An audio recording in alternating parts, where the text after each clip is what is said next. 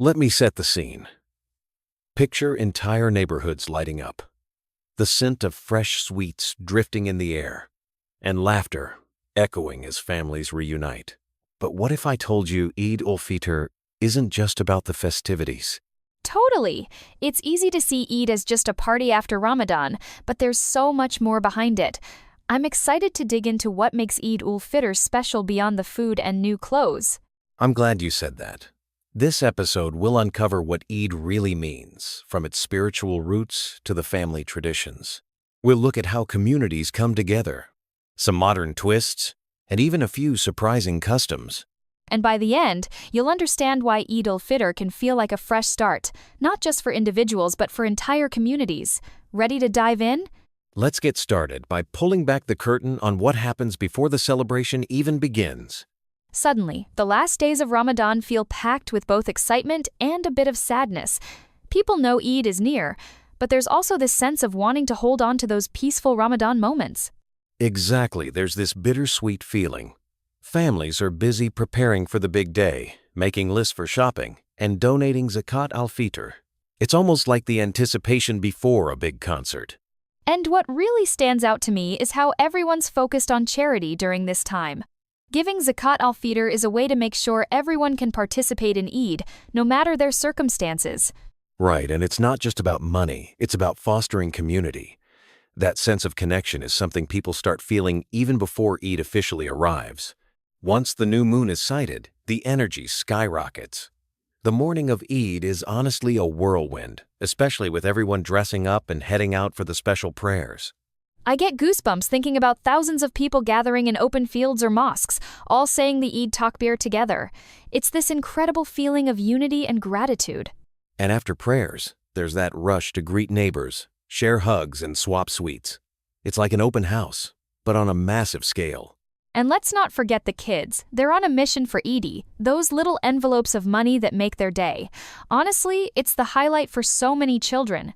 So, about those sweets, what's Eid without food, right? Every region seems to have its own special dishes, from sheer kurma in South Asia to mamul in the Middle East. Absolutely. Cooking together is a big deal for families. It's more than just eating, it's about passing down recipes and creating memories in the kitchen. And those little recipe twists? My aunt always adds rose water to her desserts, which instantly reminds me of Eid as a kid. Food really ties the generations together. That's so true. Sharing meals with neighbors, sometimes even with strangers, is at the heart of Eid. It's a reminder that this is a day of generosity and warmth. You know what's fascinating? Every family seems to have their own Eid quirks. Some visit the cemetery to pray for loved ones, while others organize huge game nights. Actually, some traditions are getting a modern makeover. I've seen virtual Eid calls when families are far apart, and even drive-through sweet pickups. It's creative, but still rooted in connection. It really shows how the spirit of Eid adapts. Even with new traditions, the core values, gratitude, community, and joy stay at the center. And that flexibility helps keep Eid meaningful no matter where you are or what's going on in the world. One thing I love is how Eid feels like a reset. After a month of fasting and reflection, you almost can't help but feel lighter and more optimistic. Definitely. It's like the celebration is a reward, but also a motivation to carry forward new habits, kindness, patience, maybe even a closer bond with family and friends. And I think that's what makes Eid so powerful. It's not just a day off, it's a chance to start over, with good intentions and a renewed sense of hope. That mindset shift is something everyone, regardless of background, can appreciate.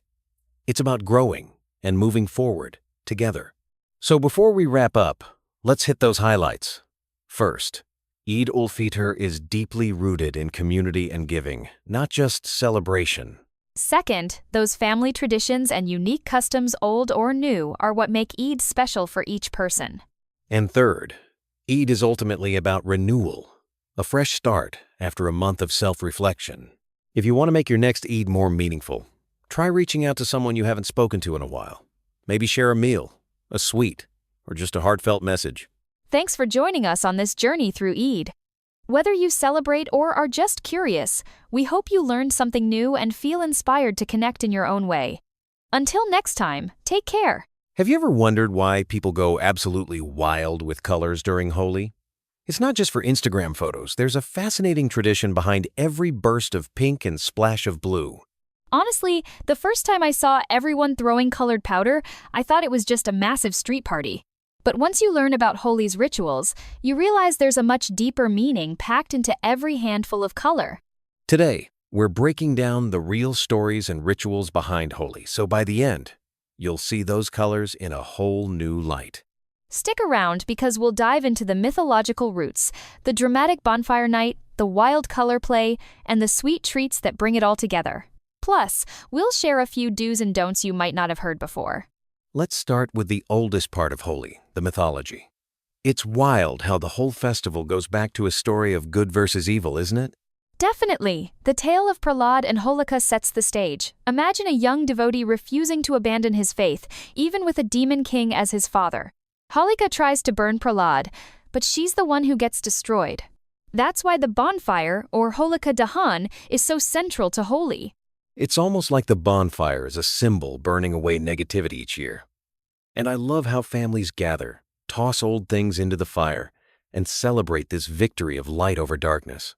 That ritual of tossing in dry leaves or old belongings, such a powerful way to literally let go of the past and start fresh. It's a spiritual spring cleaning.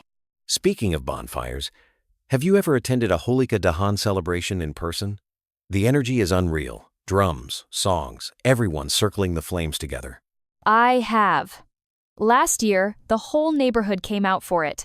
The air was thick with anticipation, and as the flames rose, people tossed in coconuts and grains. Each item carried a wish or a hope for the year ahead. That sense of community is so special. It's more than just a ritual. It's almost like pressing a reset button for everyone together. And it leads perfectly into the main event, the Festival of Colors itself. Exactly. The fire clears the way, and then it's time for pure joy. But before we jump into color play, there's actually a lot of prep involved that people don't always see. You know, when most people think of Holi, they picture the giant clouds of colored powder gulal everywhere. But I didn't realize there's tradition behind those colors too. There really is! Each color has a meaning. Red for love, yellow for turmeric and health, green for new beginnings. And there's a ritual to it, elders. Bless the younger ones with color first, sort of like passing on good luck. I love that. And there's this unwritten rule too. You start with gentle touches of color, especially on the face, before the all-out color war begins. It creates this moment of respect before the fun chaos. And the best part? No one's a stranger on Holi. Social boundaries just disappear. You'll see neighbors, friends, even total strangers wishing each other happy Holi and sharing sweets. So, after hours of colors and laughter, there's always food waiting. The Holi menu is a tradition in itself. Absolutely. Gujia is my favorite, those flaky pastries stuffed with coconut and dry fruits. And don't forget thandai, that chilled, spiced milk.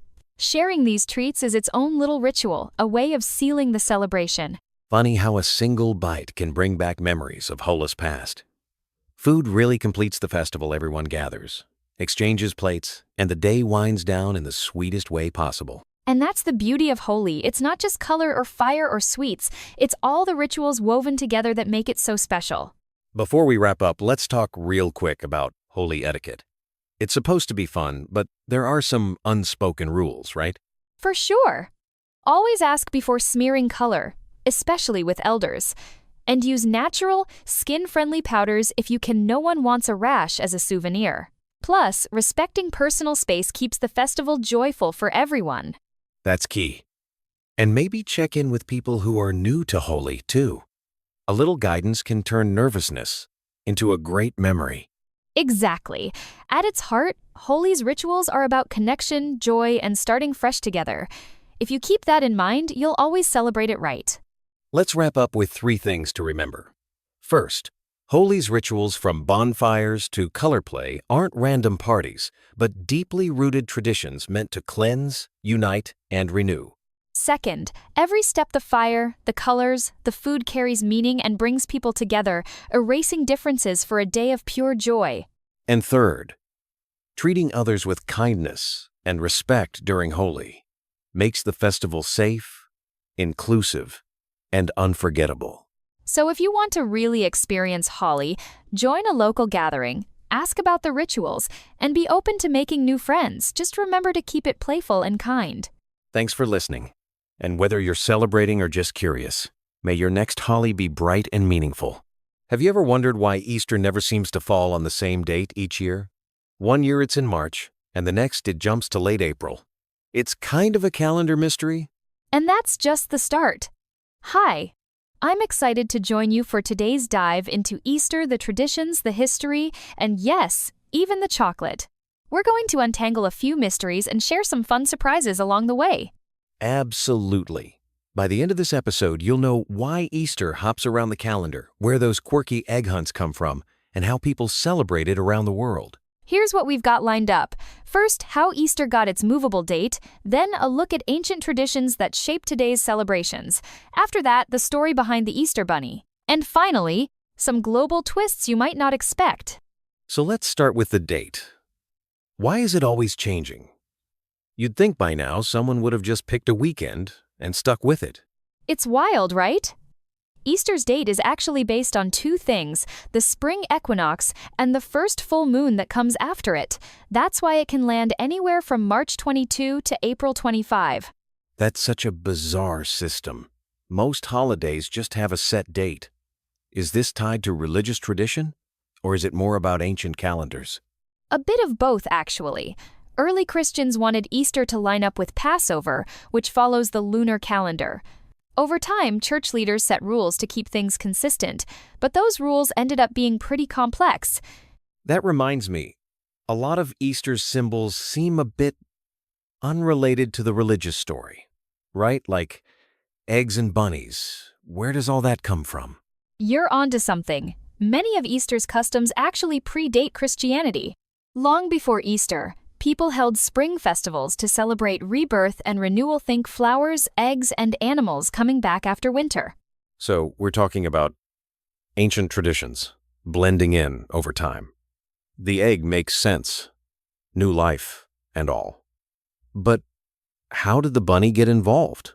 It's a weird twist. In German folklore, there's a hare that delivers colored eggs to well-behaved children. When German immigrants moved to America, they brought that tradition with them and the Easter Bunny was born. Now that you mention colored eggs, I'm curious, how did decorating eggs turn into hunting for them and then into the massive chocolate industry we see today?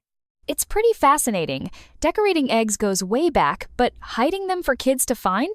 That started as a fun game in 17th century Europe. When chocolate eggs came onto the scene in the 1800s, things really took off. And now we've got those giant chocolate bunnies and elaborate egg hunts at parks, malls, even the White House. It's wild how those simple traditions evolved into something huge. It's really become a mix of old and new. The basic idea is the same, celebrating new beginnings, but the ways we do it just keep getting sweeter, literally and figuratively. Speaking of different traditions, I love hearing about the wild ways people celebrate Easter outside the U.S. Did you know Finland has kids dress as witches? Or that in Australia, they use the bilby instead of the bunny?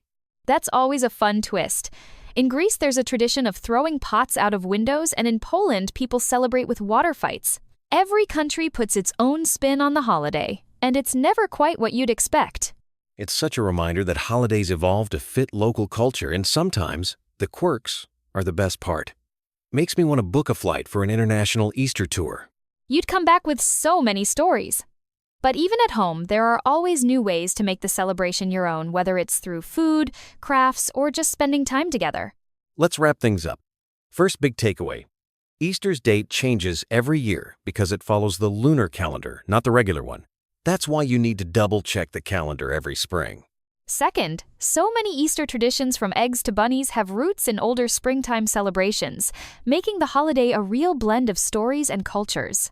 And third, we saw how every country and even every family has their own way to celebrate, whether it's with chocolate, water fights, or something totally unique.